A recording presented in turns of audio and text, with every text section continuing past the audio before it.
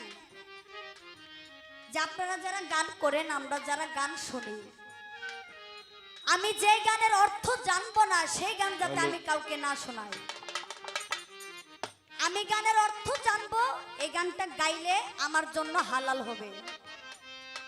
আমি গানের অর্থ জানি না, গানটা গাইলাম, আপনারা কিছু বুঝলেন না, এই গানের কোনো মূল্য আছে বাবাজি? কোনো মূল্য নাই। গানটার ভিতরে বলা হয়েছে, দেখে আপনার মজেজা ভাগ্যবতী